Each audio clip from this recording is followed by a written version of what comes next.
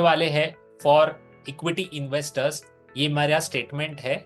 After Nifty has fallen from its peak around 12.20%, BSE mid cap fallen 17.61% from its peak and BSE small cap has fallen 18.08% from its peak। फिर भी मेरा ये statement है, अच्छे दिन आने वाले हैं। अभी लास्ट वीक में ही शंकर नरेन जी जो CIO है ICICI म्यूचुअल फंड्स के, उन्होंने एक स्टेटमेंट किया था स्मॉल एंड मिड कैप के ऊपर। उसके ऊपर बाजार में काफी हल्ला गुल्ला हुआ कि स्मॉल कैप में SIP डिसकंटिन्यू करना है, आधे लोग बोल रहे हैं कि SIP कंटिन्यू करना है, काफी सारा उसके ऊपर कॉन्स्पिरेसी चालू है। पीरियड में मैं कह रहा हूं कि इन्वेस्टर्स के लिए अच्छे दिन आने वाले हैं, लेकिन एग्जैक्टली क्या करना है आज के वीडियो में आप देखिए, वीडियो एंड तक देखिए, क्योंकि उसमें ऐसी कुछ इंसाइट आपको मिल सकती है सो दैट आपका इन्वेस्टिंग जर्नी हैप्पी बन सकता है। सो रियल क्वेश्चन क्या है कि स्मॉल एंड मिड कैप में करना क्या है, क्योंकि 1 जनवरी से आप देखोगे शार्प फॉल आया है स्मॉल एंड मिड कैप्स में। सो इसके ऊपर एक इंसाइट डालने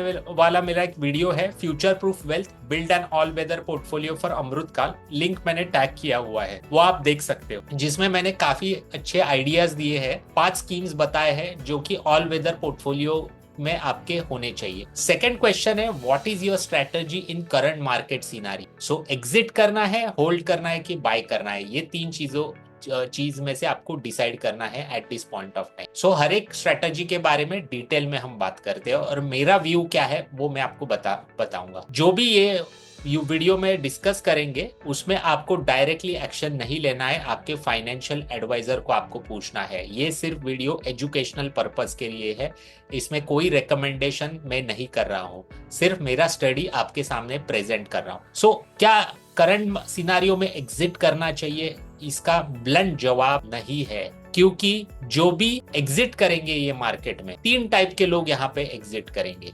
एक तो ऐसे लोग जो पैसिव इन्वेस्टर्स है, सो जैसे ही निफ्टी नीचे आता है या जो भी, तो ऑटोमेटिकली सेलिंग होता है क्योंकि पैसिव इन्वेस्टर्स है। सेकंड टाइप के इन्वेस्टर्स है जिनको असेट अलोकेशन करना है, उसके लिए एग्जिट कर रहे हैं। और तीसरे टाइप के लोग हैं जो कि प्रॉपरली गाइडेड नहीं है, DIY इन्वेस्टर है, डायरेक्ट इक्विटी इन्वेस्टर्स है, जो खुद का दिमाग लगा के इसमें इन्वेस्ट करते हैं। तो खुद का दिमाग लगा के आप इन्वेस्ट करते हो मतलब आप 2 इमोशंस के आदी होते हो, जो कि है फियर एंड ग्रीड। 4 महीने पहले जब ही निफ्टी 26,200 ऑल टाइम हाई पे था, तभी आपको बाय करना था, क्योंकि ग्रीड था कि मार्केट ऊपर ऊपर जा रहा है और अगर मैं इन्वेस्ट नहीं करूंगा तो मिस आउट कर जाऊंगा। आज मार्केट ऑलमोस्ट निफ्टी 12% नीचे है, स्मॉल कैप 18% नीचे है। ऐसे टाइम के आपको इन्वेस्ट नहीं करना है, एग्जिट करना है, इसका मतलब आपके माइंड में फियर सेट इन हुआ है। सो फियर और ग्रीड, ये 2 इमोशंस के वजह से जो भी डिसीजन आप लेते हो मार्केट में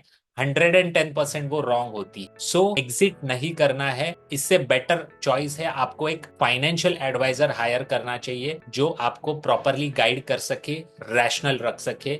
मैं आपको बार बार कह रहा हूँ, सो जो भी एडवर्टाइजमेंट होते हैं कि डायरेक्ट प्लान में इतना बचता है, मैंने इतना कमाया है, यूट्यूब वीडियो देख के सीख के मैं करूंगा, ये सब बातें नहीं चलती है ऐसे मार्केट में। और ये जो मार्केट का फॉल है वो इतना शार्प नहीं है मेरे एक्सपीरियंस के हिसाब से, इससे बड़े शार्पर फॉल्स आते हैं और उसमें समझ में नहीं आता है जो भी गाइडेड इन्वेस्टर्स नहीं होते उनको क्या करना है। सो गलतियां बहुत ज्यादा होती है और share market is about avoiding sticks. So exit नहीं करना है, ये मैं आपको राइट अवे कह रहा हूँ। सेकेंड चीज क्या, होल्ड करना है। सो होल्ड करना ये बेटर स्ट्रेटेजी में कहूंगा rather than exiting this market, क्योंकि बहुत सारे टाइम पे ये स्ट्रेटेजी क्यों काम करती है, क्योंकि जब भी आप कंफ्यूज स्टेट ऑफ माइंड में होते हो, बेटर है आप डिसीजन मत लीजिए। सो जैसे ही आप डिसीजन डिले करते हो, नई इंफॉर्मेशन आपके पास आती है और धीरे धीरे जितना टाइम जाएगा उतना आप रैशनैलिटी के तरफ जाओगे, जितना आप स्पॉन्टेनियस डिसीजन लोगे फियर एंड ग्रीड के हिसाब से लोगे। सो होल्ड करना ये बेटर स्ट्रेटेजी है रादर देन एग्जिटिंग। लेकिन मेरा पर्सनल बेस्ट स्ट्रेटेजी कौन सा है करंट मार्केट सिनारियो में, बाय मोर। मैं क्यों कर रहा हूँ, क्यों कह रहा हूँ ऐसे, क्यों ये बेस्ट स्ट्रेटेजी है, उसके ऊपर मैं थोड़ा सा लाइट डालता हूँ धीरे। सबसे पहले एवरी वीडियो में मैं आपको बताता हूँ कि मार्केट क्यों चलता है, मार्केट क्यों ऊपर जाता है, मार्केट क्यों नीचे जाता है। उसके दो रीजंस होते हैं। सबसे पहला रीजन है वैल्यूएशंस, मतलब मैं मेरा पैसा इन्वेस्ट वहां पे ही करूंगा जहां पे मुझे पॉसिबिलिटी लगता है कि मुझे 100 रुपए की चीज 80 रुपए में मिल रही है और ड्यू कोर्स में वो 80 रुपए की चीज हो जाएगी 150 रुपए की, मैं बेचूंगा, मुझे प्रॉफिट होगा। ऐसे जब भी मुझे लगेगा तभी मैं इन्वेस्ट करूंगा। वैल्यूएशन मेरे फेवर में होने चाहिए। पहला मुद्दा हम देखते हैं क्या इंडियन मार्केट्स में वैल्यूएशंस एग्जैक्टली हम देखते हैं। मैंने एक यहाँ पे मैं शेयर करूंगा यूट्यूब वीडियो में स्टैटिस्टिक्स, वहां पे आप देख सकते हो। मैं यहाँ पे देख के आपको बता रहा हूँ। Adjusted price to book ratio complicated term है, डिटेल में मत जाइए, मैंने आपको चार्ट दिया है। ये जो चार्ट है ये ही फंड मैनेजर्स यूज करते हैं मार्केट वैल्यूएशन गेस करने के लिए। Adjusted price to book ratio currently जो एवरेज है वो 3.50% का होता है, लॉन्ग टर्म एवरेज वो करंटली 3.24 है निफ्टी का, जो कि लॉन्ग टर्म एवरेज से सस्ता है। हमेशा मार्केट में गोल्डन रूल ध्यान में रखिए, जो भी ऊपर जाएगा वो नीचे आने वाला है, जो भी नीचे जाएगा वो ऊपर आने वाला है। ये वैल्यूएशन सस्ता है लॉन्ग टर्म एवरेज से, adjusted price to book ratio इसको कहते हैं। सेकेंड वैल्यूएशन मैट्रिक्स देखते हैं फंड मैनेजर्स इन्वेस्ट करने से पहले, उसको कहते हैं यील्ड रेशो। ये भी कॉम्प्लिकेटेड टर्म है, डिटेल में मत जाइए, फेस वैल्यू पे लीजिए। यील्ड रेशो मतलब होता है G-sec yield divided by earning yield. Long term average India का है 1.65, करंटली ट्रेड कर रहा है निफ्टी 1.56 पे। दोनों इंडिकेटर ये दिखा रहे हैं कि लॉन्ग टर्म एवरेज से हम काफी सस्ते हैं। निफ्टी बोल रहा हूं मैं, निफ्टी स्पेसिफिकली, निफ्टी 50 या फिर सेंसेक्स। Top stocks. ये वैल्यूएशन के मैट्रिक्स है। प्राइस टू अर्निंग रेशो अगर देखते हो, फॉरवर्ड पीई देखते हो, 1 ईयर फॉरवर्ड पीई, क्योंकि हम मार्केट में इन्वेस्ट करते हैं तो आगे आने वाली चीजों को डिस्काउंट करके इन्वेस्ट करते हैं। तो फॉरवर्ड पीई के चार्ट पे हम एवरेज के आसपास ही है, मतलब ऐसा नहीं है कि बहुत एक्सपेंसिव है। ये तीनों अगर आप वैल्यूएशन मैट्रिक्स देखो तो सस्ता लग रहा है निफ्टी 50 सेंसेक्स। मैं यहाँ पे क्यों डेलिबरेटली कह रहा हूँ निफ्टी 50 सेंसेक्स, क्योंकि बीएसई 500 आप देखोगे तो जरूरी नहीं है कि सब सस्ता है। कोई कोई सेक्टर्स, कोई कोई स्टॉक्स जैसे स्मॉल एंड मिड कैप्स आज भी एक्सपेंसिव है। एक वैल्यूएशन मैट्रिक्स है जो कि लार्ज कैप का, मतलब टॉप 100 स्टॉक का ओवरऑल मार्केट कैप में कितना परसेंटेज है और स्मॉल और मिड कैप का ओवरऑल मार्केट कैप में कितना परसेंटेज है। करंटली लार्ज कैप्स का परसेंटेज है 61, जो कि लॉन्ग टर्म एवरेज होता है 70 से, सस्ता है लार्ज कैप का मार्केट कैप। लार्ज कैप सस्ते हैं, लेकिन स्मॉल एंड मिड कैप्स आप देखोगे तो आज भी एक्सपेंसिव है। लॉन्ग टर्म एवरेज जो कि होता है अप्रोक्सीमेटली 30% के आसपास, जो कि करंटली है 39%। स्मॉल एंड मिड कैप क्यों एक्सपेंसिव है, उसका सिंपल रीजन मैं कहना चाहता हूँ।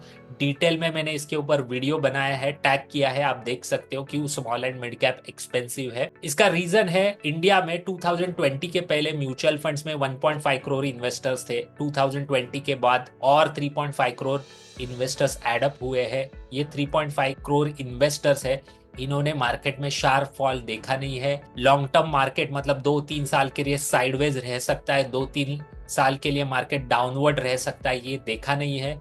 उन्होंने सिर्फ यही देखा है कि इन्वेस्ट किया स्मॉल और मिड कैप में, रैली आई। उसका भी एक रीजन था, इकोनॉमिकल रीजन था, वो वीडियो में मैंने डिटेल में कहा है।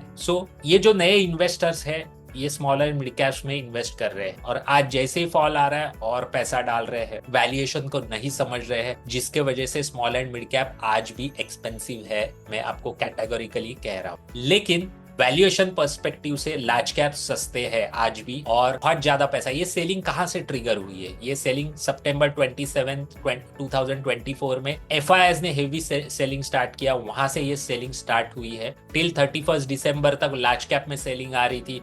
1 जनवरी से मिड और स्मॉल कैप में भी सेलिंग आने लगी है, लेकिन एफआईआई मनी आज भी जा रहा है। एफआईआई का मैक्सिमम पैसा टॉप 100 स्टॉक्स में होता है।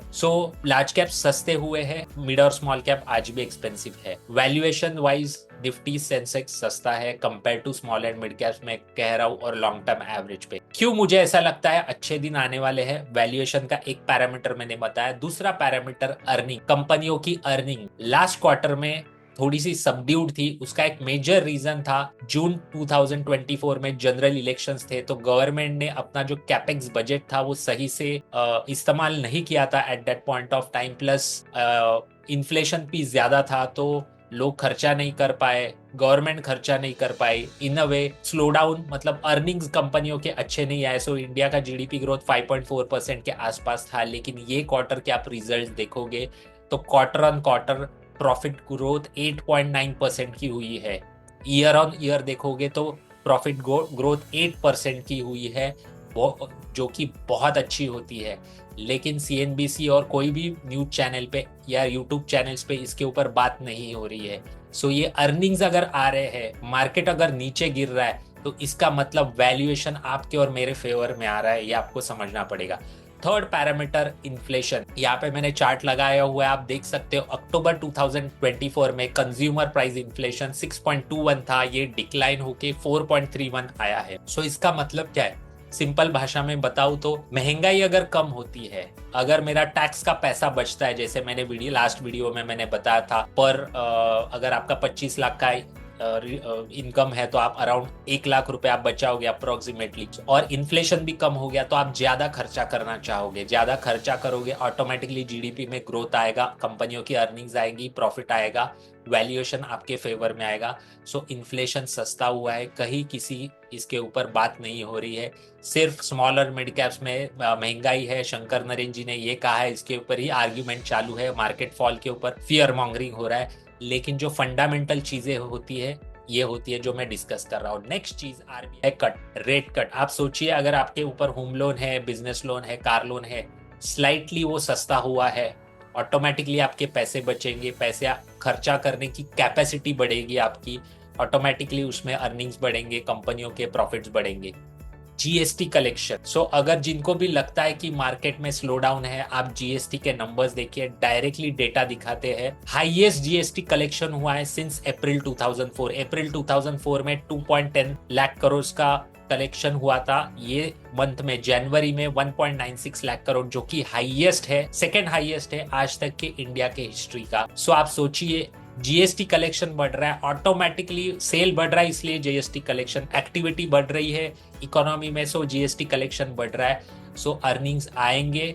अर्निंग्स सस्टेन हो रहे हैं, जो कि लास्ट क्वार्टर में थोड़े से स्लो डाउन हुए तो इसलिए कंसर्न आया था मार्केट में। सो अर्निंग सस्टेन हो रहे, गेन हो रहे हैं, और वैल्यूएशन, मतलब मार्केट नीचे आ रहा है तो वैल्यूएशन और सस्ता होते जा रहा है, ये समझना पड़ेगा। जैसे मैं हमेशा कहता हूँ, वैल्यूएशंस और लिक्विडिटी होनी चाहिए। मेरे हाथ में पैसा होना चाहिए, सस्ती चीज मुझे मिल रही है, वैल्यूएशन अच्छा है, लेकिन मेरे पास पैसा तो होना चाहिए, या फिर मेरी इच्छा तो होनी चाहिए। सो लास्ट मंथ का म्यूचुअल फंड्स का आप डेटा देखिए, जनवरी के महीने में 39,000 करोड़ की बाइंग हुई है फ्रॉम म्यूचुअल फंड्स। आपने और मैंने 39,000 करोड़ रुपीस डाले हैं म्यूचुअल फंड के। दिसंबर के महीने में 41,000 करोड़ रुपीस डाले थे, नवंबर के महीने में 35,000 करोड़ रुपीस डाले थे, अक्टूबर के महीने में 41,000 करोड़ रुपीस की नेट इनफ्लो है म्यूचुअल फंड्स में। सो इसका मतलब है दिन के 2,000 करोड़, मतलब 20 दिन मार्केट चलता है, अगर 40,000 करोड़ की बाइंग आती है, सो दिन के 2,000 करोड़ रुपए आप और मैं मार्केट में डाल रहे हैं। सो लिक्विडिटी अच्छी खासी है, ये आपको समझना पड़ेगा। सो मार्केट क्यों नीचे आया? सो ये ट्रिगर पॉइंट था सितंबर 2024, 27 सितंबर को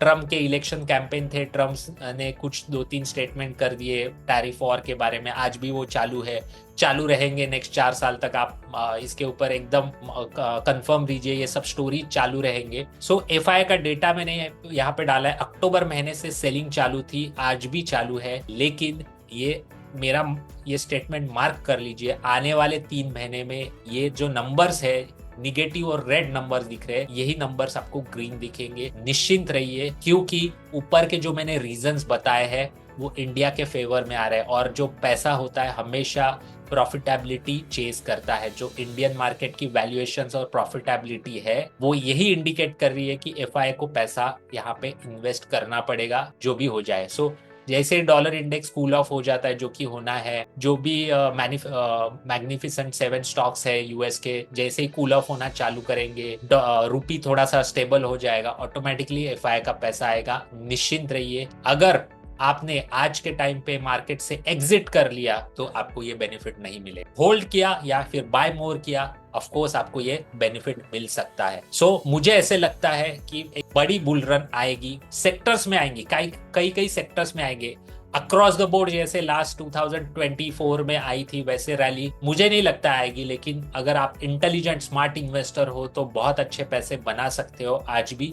सो इसके ऊपर मेरा एक वीडियो है, मैंने टैग किया हुआ है, are you ready for a massive bull run. Massive edge in कोई कोई सेक्टर्स में मैसिव बुल रन मुझे दिखता है। सो ऐसे टाइम पे बाय मोर करने के लिए क्या म्यूचुअल फंड सही है? मुझे लगता है म्यूचुअल फंड सही नहीं है। सो ये जो स्टेटमेंट है ना, अच्छा से समझ इसका मीनिंग क्या है। म्यूचुअल फंड सही नहीं है, इसका मीनिंग क्या है? इसका मीनिंग है अगर आप रॉन्ग फंड में इन्वेस्ट करो, जैसे कि डिफेंस ओरिएंटेड फंड या फिर कंस्ट्रेंट फंड है जो कि एक ही सेक्टर में इन्वेस्ट कर सकता है, थीमेटिक फंड है, स्मॉल कैप मिड कैप का फंड है, इसमें आप डायरेक्टली इन्वेस्ट करते हो। If you invest in wrong fund you will not get benefit of massive bull run which is coming according to me. So आपके financial adviser का सलाह लीजिए कहाँ पे आपको इन्वेस्ट करना है। No one invest for long term, ये मेरा स्टेटमेंट है। सो अभी एक ये पॉइंट चालू है कि स्मॉल एंड मिड कैप में करेक्शन आया है तो एसआईपी चालू रखिए क्योंकि लॉन्ग रन में अच्छे रिटर्न्स बनते हैं। यहाँ पे मैंने डेटा डाला हुआ है, ये अप्रैल 2024 से दिसंबर 2024 का ये डेटा है। कितने नंबर ऑफ एसआईपी स्टार्ट हुए और कितने नंबर ऑफ एसआईपी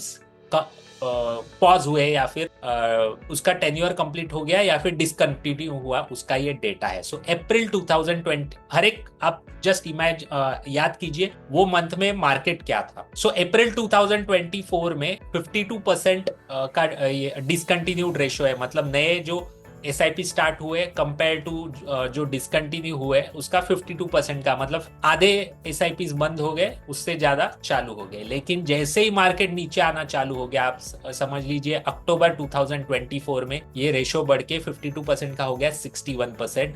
नवंबर में और मार्केट नीचे गिरा, ये और एक परसेंटेज बढ़ा 79%। और दिसंबर 24 में नए जो एसआईपी स्टार्ट हुए हैं कंपेयर टू जितने डिसकंटिन्यू हुए उसका रेशो है 83%। जो जैसे मार्केट गिरता है लोग एसआईपी डिसकंटिन्यू करते हैं, ये ऐसे होता ही है, हमेशा आप याद रखिए। सो लॉन्ग रन में हमारी जो लाइफ है ना, ये ह्यूमन लाइफ है, ये डायनेमिक है, हम इमोशनल होते हैं, हमारे लाइफ की जरूरतें होती है। सो पैसा हमें लगता है। सो ये जो लॉन्ग टर्म स्टोरी है 15 साल 15%, 15,000 की एसआईपी आपको 1 करोड़ बना के देगी, ये सिर्फ थियोरेटिकल है। बहुत कम लोगों के लाइफ में ऐसा होता है, इतना स्टेबल लाइफ होता है।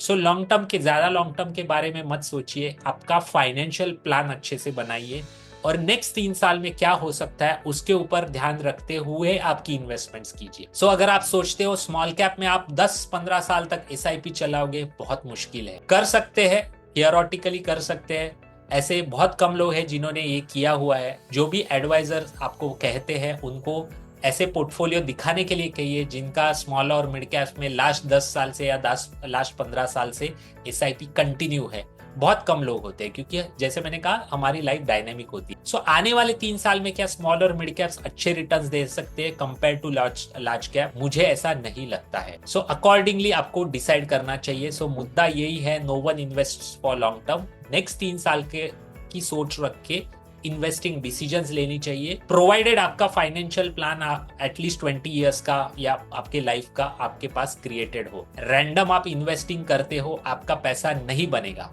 ये मैं आपको कैटेगोरिकली कह रहा हूँ, एकदम हिम्मत से और डोमिनेंटली कह रहा हूँ कि अगर आप रैंडमली म्यूचुअल फंड्स या स्टॉक्स में पैसे इन्वेस्ट करते हो, ये मार्केट आपको मार्केट से निकाल देगा। विदाउट फाइनेंशियल प्लान आपको इन्वेस्ट करना बहुत मुश्किल होता है, ये याद रखिए। फाइनेंशियल प्लान बनाइए और 3 साल की सोच रख के डिसाइड कीजिए कौन से फंड्स में आपको इन्वेस्ट करना चाहिए। सो मेरा इसके ऊपर एक वीडियो है, अगर ये फॉल में आपका पोर्टफोलियो अंडर परफॉर्म कर रहा है तो why your portfolio is under performing and how to fix it, इसके ऊपर एक वीडियो है। सो आज का वैल्यूएशन देखते हैं 1 जनवरी से।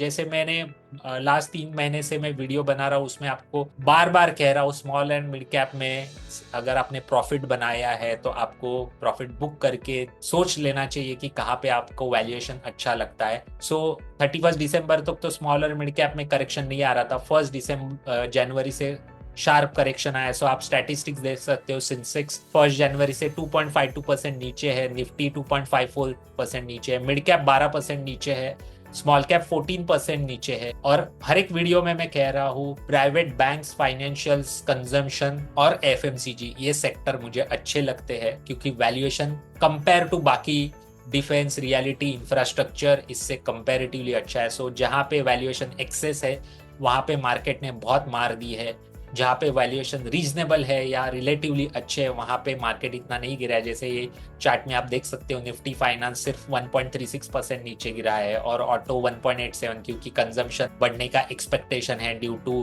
टैक्स ब्रेक्स और जो 1 जनवरी 2026 से 8वां वेतन आयोग लगने वाला है और वेरियस चीजें। सो आई होप आपको ये वीडियो अच्छा लगा होगा। अगर आपको वीडियो अच्छा लगा है तो लाइक कीजिए, सब्सक्राइब कीजिए और आपके फ्रेंड्स के साथ शेयर कीजिए। ऐसे इंसाइटफुल वीडियो मैं डालते रहता हूँ, और भी वीडियो मैंने डाले हुए जरूर देखिए। So thank you very much. आपके कोई कमेंट्स है तो कमेंट बॉक्स में आप शेयर कर सकते हो। सी यू।